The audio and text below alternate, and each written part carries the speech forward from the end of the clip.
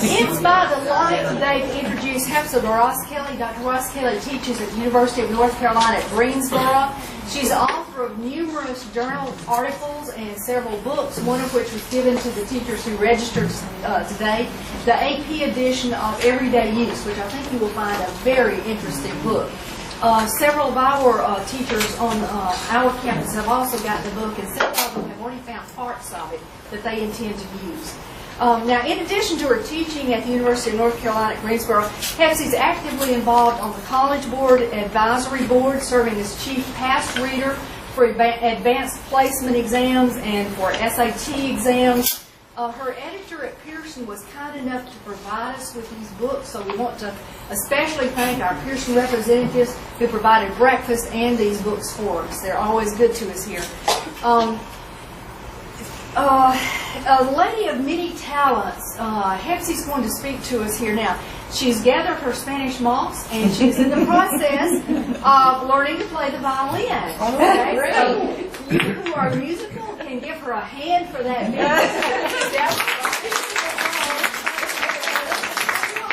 As the years go by on how she's progressing with her violin.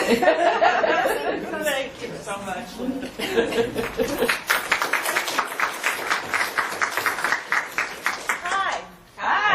So good to be here in Florida, where it is warm and beautiful, and I left North Carolina and it was 40 degrees. It has been so cold this winter, unlike North Carolina, so I am really happy to feel these breezes, and especially because this is part of my home. My daddy grew up in Columbia County, right east of here, outside of Lake City, one of 13 children, and tenant farmers. My mother grew up in New Orleans, and so every summer of my life, we would drive from Louisville, Kentucky, my parents believing we were in exile from the South, and we would drive all the way down to New Orleans. We would spend 2 weeks there, and then we would drive across Highway 90, and we would make it finally to Lake City. It was a long drive back in those days, and we would sometimes stop in Pensacola, and I would get out and walk on that white sand, and I am so grateful to Ray and Linda for taking me last night when I got in to see that white sand again, so thank you so much. It was lovely. I am very, very happy to be with you all here today. As Linda suggested to you, my work with the College Board, with advanced placement, with the workshops I do across the country with high school teachers suggests how much I believe in what you're doing, in articulation, figuring out how we can close that gap that we have between what high school students do and what college students are asked to do. I'm an old high school teacher myself. I started my career as an English teacher in Louisville, Kentucky, working with 9th, 10th, 11th, 12th grade students. The 9th graders were my favorite because I believed that they hadn't quite decided whether they wanted to be like good or bad, readers or not, and that this is quite a bit of hubris on my part, could help them make the decision in favor of others. I loved that work. And when I went back to work towards a master's degree, it wasn't because I wanted to leave the high school. I intended to go back. But way leads on to way, and I never did get back.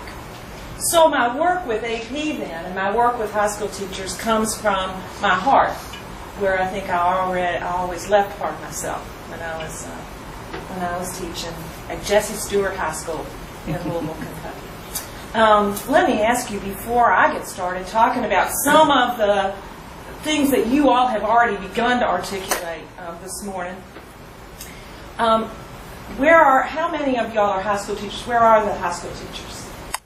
Okay, great. And now, all the UWF people. Okay. And where are students? Okay, good, yay. And Hephzibah, we also have some PJC.